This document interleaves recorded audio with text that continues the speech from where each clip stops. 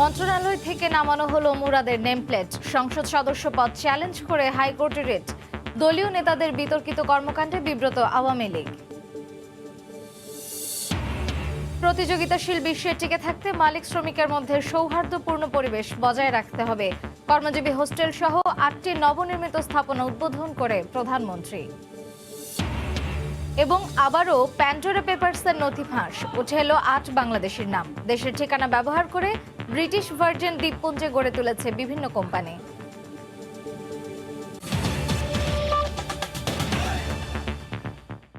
সময় সংবাদের সঙ্গে আছি আমি মার্জিয়া শ্রেয়া। ডাক্তার মুরাদ হাসানের পদত্যাগপত্র রাষ্ট্রপতি গ্রহণের পরই প্রজ্ঞাপন জারি করেছে মন্ত্রিপরিষদ বিভাগ। মন্ত্রণালয় থেকে তার নেমপ্লেটও খুলে ফেলা হয়েছে। এই মুহূর্তে সচিবালয়ে আছেন রিপোর্টার প্রসূন আশিস। সরাসরি যাচ্ছি তার কাছে। প্রসূন, শ্রেয়া, আপনি জানেন যে তথ্য প্রতিমন্ত্রী যিনি ছিলেন, অর্থাৎ সদ্য পদত্যাগী যে তথ্য এবং সম্প্রচার প্রতিমন্ত্রী ছিলেন ডাক্তার মুরাদ হাসান, বেশ কিছুদিন ধরেই তার কিছু বিতর্কিত মন্তব্য, নারীর প্রতি কুরুচিপূর্ণ আচরণ এবং নারীর প্রতি কুরুচিপূর্ণ কিছু মন্তব্য, কটূক্তি, এ সমস্ত নিয়ে কিন্তু সামাজিক যোগাযোগ মাধ্যম সহ গণমাধ্যম এবং দেশে বিদেশে প্রচুর সমালোচনা চলছিল। এবং এরই প্রেক্ষিতে সোমবার প্রধানমন্ত্রীর নির্দেশে মূলত তিনি গতকাল এই পদত্যাগ করতে বাধ্য হয়েছেন এবং এই পদত্যাগের তারপরে সমস্ত প্রক্রিয়া শেষে রাষ্ট্রপতির আদেশক্রমে মূলত গতকাল রাতেই প্রজ্ঞাপন জারি করা হয়েছে। তো এই মুহূর্তে সচিবালয়ে তার যে দপ্তর, এই দপ্তরে মূলত অন্য তেমন কিছু তো তথ্য নেই। মূল যে বিষয়টি ছিল, এখন একটি আলোচনা সমালোচনা চলছে নানা বিষয় নিয়ে। প্রধান যে আলোচনাটি চলছে এই মুহূর্তে সেটি হচ্ছে তথ্য প্রতিমন্ত্রী যিনি ছিলেন তার সংসদ পদ আদৌ থাকবে কিনা। কারণ আপনি জানেন যে তিনি জামালপুরের সংসদ সদস্য ছিলেন। সেই জামালপুরের তিনি যে জেলা আওয়ামী লীগ বা জামালপুর যে আওয়ামী লীগের যে বিভিন্ন যে দলটির মধ্যে যে তিনি যে দায়িত্বে ছিলেন, সেই দায়িত্ব থেকে স্বাস্থ্য বিষয়ক সম্পাদক হিসেবে তিনি দায়িত্বে ছিলেন, সেখান থেকে তাকে গতকালই সরিয়ে দেওয়া হয়েছে। এখন প্রশ্ন উঠেছে যে সংসদ পদ থাকবে কিনা। আপনি এও জানেন যে আজ সকালেই হাইকোর্টে তার সংসদ সদস্যপদ চ্যালেঞ্জ করে একটি রিট হয়েছে। এরই প্রেক্ষিতে মূলত সচিবালয়ের মধ্যে আলোচনাটি চলছে। আর এইখানের যে তথ্য প্রতিমন্ত্রী ছিলেন সেই হিসাবে যে আলোচনাটি সেটিও বেশ কিছু মজার আলোচনা চলছে। এই মন্ত্রণালয়ের কর্মকর্তারাই মূলত বা কর্মচারীরাই মূলত ওনার কটূক্তি এবং কুরুচিপূর্ণ আচরণ বা কুরুচিপূর্ণ মন্তব্যের কারণে তিনি চলে যাওয়ায় অনেকটাই খুশি। কিছুক্ষণ পূর্বে তার যে নেম প্লেটটি ছিল, তার এখানে যে দপ্তরটি ছিল, তার যে কক্ষটি ছিল, তিনি যেখানে বসতেন, সেই কক্ষের সামনে যে নেম প্লেটটি ছিল সেটি ঊর্ধ্বতন কর্তৃপক্ষের নির্দেশে মূলত সরিয়ে নেওয়া হয়েছে। আর একটু যদি বলি এখানকার তথ্য, যে এই মন্ত্রণালয়টি সবাই একটু হাসির খোরাকও হয়েছে। কারণ এর আগে আপনি জানেন যে অ্যাডভোকেট তারানা হালিম, যিনি ডাক ও টেলিযোগাযোগ মন্ত্রণালয়ের প্রতিমন্ত্রী ছিলেন, তাকে সরিয়ে কিন্তু এই মন্ত্রণালয়ের এই প্রতিমন্ত্রীর দায়িত্বে কিন্তু দেওয়া হয়েছিল। তাকেও একসময় সরে যেতে হয়েছে। এরপরে উনি ছিলেন, অর্থাৎ ডাক্তার মুরাদ হাসান ছিলেন স্বাস্থ্য মন্ত্রণালয়ের প্রতিমন্ত্রী হিসেবে দায়িত্বে, সেখান থেকে সরিয়ে নিয়ে আসা হয়েছিল এখানে। আজকে তাকেও সরে যেতে বাধ্য হয়েছে। তো এটি নয় যে এরপরে কে আসবেন এই দায়িত্বে, নাকি এই পদটি শূন্য থাকবে তথ্য প্রতিমন্ত্রীর এই পদটি, এটি একটি আলোচনার বিষয়। মূলত তথ্য মন্ত্রণালয় থেকে এবং সচিবালয়ের এই তথ্য প্রতিমন্ত্রীর পদত্যাগের পরে মূলত এই ছিল এখানকার সবশেষ তথ্য। নতুন কোনো তথ্য যদি পাই আমরা জানিয়ে দিতে পারবো। শ্রেয়া, সচিবালয় থেকে তথ্য প্রতিমন্ত্রীর পদত্যাগের ব্যাপারে সর্বশেষ খবর জানাচ্ছিলেন সহকর্মী প্রসূন আশিস। টানা ৩ মেয়াদে ক্ষমতায় আছে বাংলাদেশ আওয়ামী লীগ। তবে এই সময়ে এসে কিছু বিতর্কিত ব্যক্তির নানা মন্তব্য আর শালীনতা বিরোধী কর্মকাণ্ডে বিব্রত দলটি। দলের নেতারা বলছেন, শৃঙ্খলা বিরোধী কাজ কিংবা নৈতিক স্খলন ঘটলে ছাড় দেয়া হয় না কাউকেই। যাদের বিরুদ্ধে অভিযোগ পাওয়া যায় প্রমাণ সাপেক্ষে নেওয়া হয় ব্যবস্থা। এক্ষেত্রে দল এবং সরকার বরাবরই কঠোর অবস্থানে। আফজাল হোসেনের রিপোর্ট। ডাক্তার মুরাদ হাসান, তাদের একের পর এক বিতর্কিত ও আপত্তিকর কর্মকাণ্ডে বিব্রত আওয়ামী লীগ। জাহাঙ্গীরের জামাত সখ্যতা, বিএনপির রাজনীতি থেকে আব্বাসের আওয়ামী লীগে খুঁটি গাড়া, ছাত্রদলের রাজনীতি থেকে মুরাদের আওয়ামী লীগে উত্থান, মন্ত্রিসভায় ঠাঁই নেয়া। দলটির নেতারা বলছেন, দলের গঠনতন্ত্র বিরোধী কিংবা অসাংবিধানিক কোনো কাজ করলে যত বড় নেতাই হোক ছাড় পাবে না কেউ। দল বিরোধী, শৃঙ্খলা বিরোধী কাজ যদি কেউ করে অথবা তার আচার আচরণে দলের ভাবমূর্তি নষ্ট হয় অথবা দলের ভাবমূর্তি বিতর্কিত হয়, সেক্ষেত্রে তো যে করবে এই ধরনের কাজ তার সম্পর্কে সিদ্ধান্ত দলীয়ভাবে আসতেই পারে। দলটির আরেক নেতা বলছেন, দায়িত্বশীল পদে থেকে যারা মানুষকে হেয় করে, কুরুচিপূর্ণ কাজ ও মন্তব্য করে, তাদের ব্যাপারে নমনীয় হওয়ার কোনো সুযোগ নেই। এই দলের কোনো পদ পদবি থেকে কোনো অনৈতিক কাজ করে বা কুরুচিপূর্ণ কথাবার্তা বলে কেউ পার পাবে না। সে যে স্তরের যে মাপের নেতাই হোক না কেন, তার বিরুদ্ধে সঙ্গে সঙ্গে দলের থেকেও সাংগঠনিকভাবে তার বিরুদ্ধে ব্যবস্থা নেওয়া হবে। দুটি ঘটনার পরে নতুন করে আবার সকলেই ভাবনার বিষয় দাঁড়িয়েছে যে খুঁজে দেখার প্রয়োজন আছে যে অন্য দল থেকে আমাদের দলে এরকম কোনো ব্যক্তির অনুপ্রবেশ ঘটেছে কিনা। বিভিন্ন দল থেকে আওয়ামী লীগে যারা ঢুকেছেন তালিকা ধরে ধরে তাদের নজরদারিতে রাখা হচ্ছে বলেও জানান আওয়ামী লীগ নেতারা। আফজাল হোসেন, সময় সংবাদ, ঢাকা। মন্ত্রিত্ব ও দলীয় পদ হারানো ডাক্তার মুরাদ হাসানের সংসদ সদস্য পদের বৈধতা চ্যালেঞ্জ করে হাইকোর্টে রিট দায়ের হয়েছে।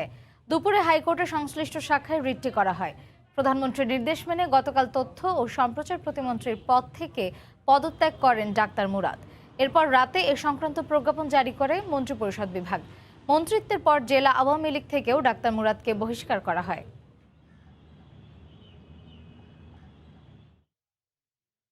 প্রতিযোগিতাশীল বিশ্বে টিকে থাকতে মালিক শ্রমিকের মধ্যে সৌহার্দ্যপূর্ণ পরিবেশ বজায় রাখার আহ্বান জানিয়েছেন প্রধানমন্ত্রী শেখ হাসিনা। সকালে গণভবন থেকে ভার্চুয়ালি যুক্ত হয়ে দেশের ৩০টি কলকারখানাকে গ্রিন ফ্যাক্টরি অ্যাওয়ার্ড প্রদান এবং মহিলা কর্মজীবী হোস্টেলের ৮টি নবনির্মিত স্থাপনা উদ্বোধন করে এ কথা বলেন তিনি। এ সময় প্রধানমন্ত্রী বলেন, করোনায় পৃথিবীর প্রায় সব দেশ স্থবির হয়ে যায়, কিন্তু বাংলাদেশ চলমান থাকে। সব কিছু মিলে প্রায় ৫৩,০০০ কোটি টাকা আমরা বছরে ভর্তুকি দিয়ে যাচ্ছি, যাতে আমাদের দেশে কোনো কিছু যেন স্থবির না হয় বা করোনার প্রভাব যেন ক্ষতিগ্রস্ত না হয়, সেদিকে আমরা লক্ষ্য রেখে এই ব্যবস্থা নিয়েছি। কাজেই এই যে করোনাকালীন সময় যে সংকট সৃষ্টি হয়েছিল, এই সংকটময় মুহূর্তে প্রত্যেকটা কলকারখানা বা প্রতিষ্ঠানের মালিক এবং শ্রমিক তারা যেন ঠিকমতো কাজ পায় বা সঠিকভাবে চলতে পারে, তার ব্যবস্থা আমরা নিয়েছি। আমাদের গার্মেন্টস সহ বিভিন্ন শিল্প কলকারখানা যাতে গ্রিন ফ্যাক্টরি হয়, তার জন্য আমরা বিশেষ সুবিধা দিয়েছি। এই ফ্যাক্টরি তৈরিতে যে সমস্ত পণ্য প্রয়োজন হয় সেগুলির ট্যাক্স আমরা কমিয়ে দিয়েছি। কিছু কিছু ক্ষেত্রে অন্যান্য সুবিধাও আমরা দিয়েছি, যাতে করে এমনকি ঋণের সুবিধায় সেখানেও কিন্তু আমরা ভর্তুকি দিয়েছি। প্রধানমন্ত্রী শেখ হাসিনার সঙ্গে সৌজন্য সাক্ষাৎ করেছেন ঢাকায় সফররত ভারতের পররাষ্ট্র সচিব হর্ষবর্ধন শ্রিংলা। বিজয় দিবস উপলক্ষে দেশটির রাষ্ট্রপতির বাংলাদেশ সফরের আগে সরকার প্রধানের সঙ্গে এ সৌজন্য সাক্ষাৎ করেন তিনি। বেলা ৯:৩০টায় গণভবনে এ সৌজন্য সাক্ষাৎ অনুষ্ঠিত হয়। এ সময় ভারতের রাষ্ট্রপতি রামনাথ কোবিন্দের ঢাকা সফর সহ প্রধানমন্ত্রীর সঙ্গে দ্বিপাক্ষিক নানা ইস্যুতে শ্রিংলা আলোচনা করেছেন বলে জানা গেছে। স্বাধীনতার সুবর্ণ জয়ন্তী ও মুজিব শতবর্ষের আয়োজনে চলতি বছরের মার্চে প্রধানমন্ত্রী নরেন্দ্র মোদীর সফরের পর রাষ্ট্রপতি রামনাথ কোবিন্দের সফরের বিষয়টিকে তাৎপর্যের সঙ্গে বিবেচনা করছে দুই দেশের সরকার ও পররাষ্ট্র মন্ত্রণালয়। সফরের প্রস্তুতি সম্পর্কে দুই দেশের কর্মকর্তাদের অগ্রগতি নিয়েও প্রধানমন্ত্রী শেখ হাসিনার সঙ্গে হর্ষবর্ধন শ্রিংলা আলোচনা করেছেন বলে জানা গেছে। সময় সংবাদে আরও থাকছে। শিমুলিয়া মাঝিরকান্দে নতুন রুটে দিনরাত পরীক্ষামূলক ফেরি চলাচল শুরু। পাটুরিয়ায় পারাপারের অপেক্ষায় শত শত গাড়ি, নষ্ট হচ্ছে কাঁচামাল। এক দফা পিছিয়ে বুয়েট শিক্ষার্থী আবরার ফাহাদ হত্যা মামলার রায় শুরু হয়েছে। এই মুহূর্তে ঢাকা মহানগর দায়রা জজ আদালতে আছেন রিপোর্টার আফজাল হোসেন। সরাসরি যাচ্ছি তার কাছে। আফজাল, শ্রেয়া, সবশেষ খবর হচ্ছে আবরার ফাহাদ হত্যা মামলার রায় ঘোষণা শুরু হয়েছে জাস্ট 12টায়। দ্রুত বিচার ট্রাইব্যুনাল 1-এর বিচারক আবু জাফর কামরুজ্জামান তিনি রায় ঘোষণাটি শুরু করেন। তবে আমরা যতটুকু জানতে পেরেছি যে তিনি পূর্ণাঙ্গ রায় ঘোষণা করবেন, তাহলে মূল যে রায় সেটি পেতে আমাদেরকে একটু সময় লাগবে। আর এর আগে 11:30টার দিকে এই মামলায় যে কারাগারে থাকা 22 আসামির মধ্যে 22 আসামিকে আদালতে তোলা হয়েছে, তাদের উপস্থিতিতেই এই রায়টি ঘোষণা করা হচ্ছে। আদালতে আবরারের বাবা উপস্থিত আছেন, উৎসুক মানুষও আদালত প্রাঙ্গণে ভিড় করছেন, সে কারণে নিরাপত্তা ব্যবস্থাও বাড়ানো হয়েছে। আর এই মামলায় যে মূল অভিযোগ, মোট আসামির সংখ্যা 25 জন, এর মধ্যে 3 জন আসামি মামলা শুরু থেকে পলাতক রয়েছেন, আর 22 জন আসামি কারাগারে আছেন। তাদের মধ্যে মামলার অভিযোগপত্রে যেটি বলা হয়েছে যে 11 জন আসামি সরাসরি আবরারকে হত্যার সঙ্গে জড়িত। এর মধ্যে আবার 8 জন আসামি দোষ স্বীকার করে আদালতে স্বীকারোক্তিমূলক জবানবন্দি দিয়েছেন। তো এই হচ্ছে মোটামুটি মামলার বিষয়। মামলার অভিযোগপত্রে আরও বলা হয়েছে যে আবরারকে শিবির সন্দেহেই পিটিয়ে হত্যা করা হয় 2019 সালের 6 অক্টোবর রাতে, এবং আবরারের লাশটি ফেলে রাখা হয় শেরে বাংলা হলের সিঁড়ি রুমে। পরের দিনই তার লাশটি পাওয়া যায়। হাসপাতালে নেওয়ার পরে আবরারের মৃত্যু ঘোষণা করেন। আর এই মামলায় আসামি পক্ষের আইনজীবীরা দাবি করছে যে তারা রাষ্ট্রপক্ষ যে সাক্ষ্য প্রমাণ আদালতে দাখিল করেছেন, 46 জন সাক্ষী আদালতে এসেছিলেন, তারা সাক্ষ্য দিয়েছেন। সাক্ষ্য প্রমাণের মাধ্যমে আবরারের হত্যাকাণ্ডের সাথে আসামিদের সম্পৃক্ততা প্রমাণ করতে পারেনি। এটি কিন্তু আসামি পক্ষের আইনজীবীর দাবি, রাষ্ট্রপক্ষ বলছে। এবং আবরারের বাবাও প্রত্যাশা করেছেন তারা আজকে ন্যায় বিচার পাবেন। হয়তো বেশিক্ষণ সময় লাগবে না, আর অল্প কিছুক্ষণের মধ্যেই এই মামলার যে চূড়ান্ত রায় সেটি আদালত ঘোষণা করবেন। আর এখন রায় ঘোষণার প্রক্রিয়াটি চলছে। আর এই মামলায় 3 জন পলাতক আসামি, তারা কিন্তু এখনও ধরাছোঁয়ার বাইরে রয়েছে। যদিও আসামি পক্ষ থেকে বলা হচ্ছে যে এই মামলায় যে মূল হোতা যারা, যাদের নির্দেশে কি রায় হয়েছে, কি 25 জনকে সর্বোচ্চ শাস্তির সিদ্ধান্ত, 25 জনকে এখন পর্যন্ত আমরা জানতে পেরেছি যে 25 জনের বিরুদ্ধেই অভিযোগ প্রমাণিত হয়েছে। তবে কি দণ্ড সেটি হয়তো আমরা অল্প কিছুক্ষণের মধ্যেই আপনাদেরকে জানাতে পারবো। তো এই ছিল আদালত থেকে আমার কাছে সবশেষ খবর। ঢাকা মহানগর দায়রা জজ আদালত থেকে আবরার হত্যা মামলার রায় ঘোষণার খবর জানাচ্ছিলেন সহকর্মী আফজাল হোসেন। সময় সংবাদে আরও থাকছে। মালদ্বীপের চেয়ে বাংলাদেশ আয়তনে 500 গুণ বড় হলেও অনেকটাই পিছিয়ে পর্যটনে। ক্ষুদ্র দেশটি থেকে ব্যবসা শিখতে পারে সাগর পাড়ের দেশগুলো, বলছেন সংশ্লিষ্টরা।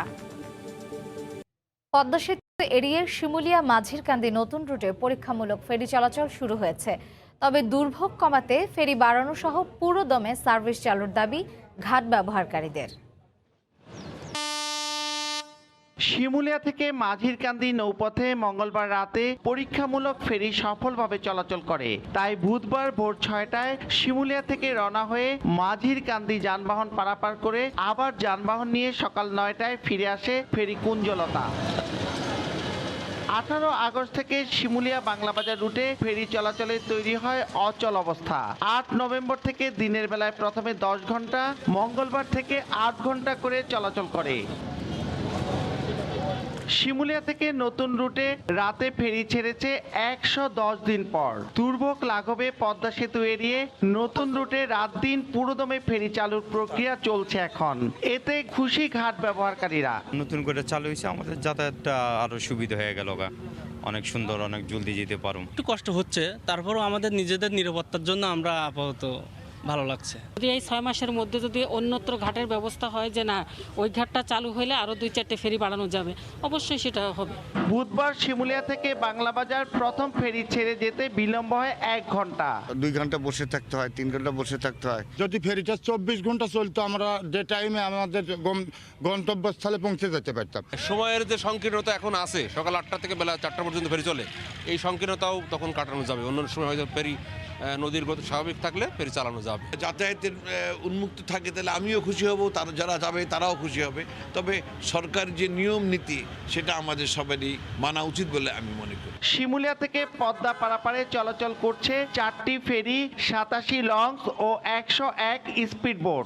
শিমুলিয়া থেকে বাংলাবাজারের দূরত্ব প্রায় 11 কিলোমিটার, আর নতুন রুট শিমুলিয়া মাঝিরকান্দির দূরত্ব মাত্র 8 কিলোমিটার। মুন্সিগঞ্জের শিমুলিয়া থেকে নাসির উদ্দিন উজ্জ্বল, সময় সংবাদ। বাংলাদেশ সফরে আসছে মার্কিন নৌবাহিনীর জাহাজ টুলসা। ইতোমধ্যে জাহাজটি চট্টগ্রাম বন্দরের বহির্নোঙর পেরিয়ে প্রধান জেটিতে ঢুকতে শুরু করেছে। আর সেই খবর জানাতে আমরা সরাসরি চলে যাচ্ছি রিপোর্টার ফেরদৌস লিপির কাছে। লিপি। শ্রেয়া, বাংলাদেশ এবং যুক্তরাষ্ট্রের নৌবাহিনীর যে যৌথ মহড়া অনুষ্ঠিত হচ্ছে গত 1 ডিসেম্বর থেকে, সেই মহড়ায় অংশ নিতে কিন্তু মার্কিন যে নৌযুদ্ধ জাহাজ ইউএসএস টুলার্স এই কিছুক্ষণ আগে চট্টগ্রাম বন্দরের 5 নম্বর জেটিতে বার্থিং করছে এবং এখনও বার্থিং শেষ হয় নাই। আমরা দেখেছি যে 12টার দিকে কিন্তু চট্টগ্রাম বন্দরে যে কর্ণফুলী মোহনা সেই চ্যানেলে জাহাজটি প্রবেশ করেছে এবং তারপর থেকে কিন্তু নৌবাহিনী নৌবাহিনীর যে রীতি অনুযায়ী আমরা দেখেছি যে একটি বাদ্যযন্ত্রের দল কিন্তু এই যে জাহাজ তাকে স্বাগত জানাচ্ছে, এবং এই জাহাজকে স্বাগত জানানোর জন্য চট্টগ্রাম নৌবাহিনীর যে চিফ স্টাফ অফিসার আছেন তিনি উপস্থিত আছেন, এবং এছাড়াও মার্কিন যে এইখানকার নিযুক্ত সামরিক বাহিনীর যে কর্মকর্তা তিনিও এখানে উপস্থিত আছেন। এবং আমরা যতটুকু জেনেছি বাংলাদেশ এবং যুক্তরাষ্ট্রের নৌবাহিনীর যে পারস্পরিক যে সুসম্পর্ক, সেই সুসম্পর্ক উন্নয়ন এবং প্রযুক্তিগত নৌবাহিনীর এবং যুদ্ধক্ষেত্রে সে জ্ঞান আদান প্রদানের জন্য কিন্তু কারাত নামে শিরোনামে প্রায় 10 দিন ধরে মহড়া চলছে। সেই মহড়ার অংশ হিসাবে 4 দিন কিন্তু এই জাহাজ এখানে অবস্থান করবেন, এবং আগামীকাল হচ্ছে সেই মহড়ার সমাপনী দিন, এবং সেখানে বাংলাদেশে নিযুক্ত মার্কিন রাষ্ট্রদূত আল মিরারও উপস্থিত থাকার কথা রয়েছেন। এবং আপনি এই মহড়া চলাকালীন আমরা দেখেছি যে বাংলাদেশ নৌবাহিনী এবং মার্কিন যে নৌবাহিনীর যুদ্ধ জাহাজগুলো আছে তাদের মধ্যে যে প্রযুক্তির বিভিন্ন ধরনের আদান প্রদান সেটা অনুষ্ঠিত হবে। আবার পারস্পরিক দুই দেশের মধ্যে যে নৌবাহিনী সদস্যরা তারা কিন্তু ব্যবহারিক এবং তত্ত্বীয় যে জ্ঞান সেটা অর্জন করতে সক্ষম হবে বলে আমরা জেনেছি। এবং এই শুধু এই মহড়া নয়, আগামী 10 ডিসেম্বর কিন্তু নৌবাহিনীর পক্ষ থেকে আমরা জানি যে একটা বিশাল আয়োজন থাকবে বাংলাদেশের স্বাধীনতা সুবর্ণ জয়ন্তী উপলক্ষে। সে প্রস্তুতিও আর অংশ হিসাবেও এটা আমরা বলতে পারি। এবং এই মুহূর্তে কিন্তু বন্দরের 5 নম্বর জেটিতে বার্থিং করছে, এবং তারপরে যে নৌবাহিনীর আনুষ্ঠানিকতা সেটার মধ্য দিয়ে কিন্তু মার্কিন যে নৌজাহাজ সেটাকে বরণ করা হবে। এবং এই ক্ষেত্রে আমরা দেখেছি যে নৌবাহিনীর যে বাদ্যযন্ত্র এবং নৌবাহিনীর যে সুসজ্জিত দল সেটা প্রস্তুত আছে। তো শ্রেয়া, এই ছিল আমার কাছে এখনো পর্যন্ত এখান থেকে সর্বশেষ। বাংলাদেশ সফর এসেছে মার্কিন নৌবাহিনীর জাহাজ টুলসা, সে ব্যাপারে সর্বশেষ জানাচ্ছিলেন সহকর্মী ফেরদৌস লিপি। সরিষার হলুদ ফুলে ছেয়ে গেছে নওগাঁর মান্দায় দিগন্তজোড়া ফসলের মাঠ। অগ্রহায়ণের হিমেল বাতাসে মৌমাছির গুঞ্জনে মুখরিত সরিষা ফুলের হলুদ রাজ্য। এবার বাম্পার ফলনের আশায় কৃষকের, আর রোদ ঝলমল আলোয় প্রকৃতির অপরূপ সৌন্দর্য দেখতে ভিড় করছেন প্রকৃতিপ্রেমীরা। নওগাঁ থেকে এমআর রকির রিপোর্ট, ক্যামেরায় ছিলেন রকিবুল ইসলাম। দিগন্ত জোড়া হলুদ সরিষার ফসলের মাঠ, যতদূর চোখ যায় শুধু সরিষার ক্ষেত। অগ্রহায়ণের হিমেল বাতাসে দোল খাচ্ছে একসাথে ফোটা সরিষার ফুলগুলো, আর তা আকাশ থেকে দেখলে মনে হবে যেন হলুদ গালিচা। ফোটা সরিষার ফুলে ভ্রমর মধু খুঁজে ফিরছে ফুলে ফুলে। মধুমাখা ক্ষণে প্রকৃতির শোনে সুবাসে মশগুল সর্ষে ফুল। বিকেলের বেলাতে মৌমাছির খেলাতে গুনগুন তুলেরব চারপাশে সৌরভ। কবির লেখা কবিতার মতোই অসাধারণ চিত্র ফুটে উঠেছে নওগাঁর মান্দার বিস্তীর্ণ এই মাঠে। প্রকৃতির যে অপরূপ সৌন্দর্য, এখানে না আসলে স্বচক্ষে না দেখলে তা বিশ্বাস করা যায় না। প্রকৃতি প্রেমীদের জন্য সবুজের মাঝে যে হলুদ ফুল, এটা সৌন্দর্যটা অনেক গুণ বাড়িয়ে দেয়। মাঠ জুড়ে প্রকৃতির অনাবিল সৌন্দর্য উপভোগ করতে দূর দূরান্ত থেকে ছুটে আসছেন তরুণ তরুণী সহ নানা বয়সী মানুষ। মাঠের চারপাশ ঘুরে দৃষ্টিনন্দন এমন পরিবেশ ক্যামেরা ফ্রেমে বন্দি করতে ব্যস্ত দর্শনার্থীরা। সূর্যের কিরণটা যখন এই হলুদ ফুলের উপরে পড়ছিল তখন আরো বেশি ভালো লাগছিল। শহরে যেমন আমাদের কোলাহল পরিবেশ, তেমন এখানে তো গ্রামে তো কোলাহল পরিবেশ না, এখানে অনেক সুন্দর। ভোজ্য তেলের দাম বাড়ায় এবার বরেন্দ্র এলাকায় সরিষা চাষে বেশি আগ্রহী হন চাষিরা। তেলের দাম বেশি, যার জন্য আমরা সরিষা করেছি। এখন বর্তমানে খুব ফলন ভালো দেখা যাচ্ছে। সবাই যা বুনেছে খুব সুন্দর হয়েছে, মানে ধরলেন 8 মণ 10 মণ হারে বিঘাকে হয়। সরকার যদি দাম দেয় তাহলে আমরা লাভবান হব, দাম পড়ে গেলে আমরা ক্ষতিগ্রস্তের মধ্যে পড়ে যাব। চলতি রবি মৌসুমে জেলায় 35,000 হেক্টর জমিতে উচ্চ ফলনশীল আগাম জাতের সরিষার আবাদ হয়েছে বলে জানায় কৃষি বিভাগ। এমআর রকি, সময় সংবাদ, নওগাঁ। সময় সংবাদের শীর্ষ সংবাদগুলো জানিয়ে দিচ্ছি আরও একবার। মন্ত্রণালয় থেকে নামানো হলো মুরাদের নেমপ্লেট। সংসদ সদস্য পদ চ্যালেঞ্জ করে হাইকোর্টে রিট। দলীয় নেতাদের বিতর্কিত কর্মকাণ্ডে বিব্রত আওয়ামী লীগ। এবং প্রতিযোগিতাশীল বিশ্বে টিকে থাকতে মালিক শ্রমিকের মধ্যে সৌহার্দ্যপূর্ণ পরিবেশ বজায় রাখতে হবে। কর্মজীবী হোস্টেল সহ 8টি নবনির্মিত স্থাপনা উদ্বোধন করে প্রধানমন্ত্রী। এই ছিল সময় সংবাদে, সঙ্গে থাকুন সময়ে।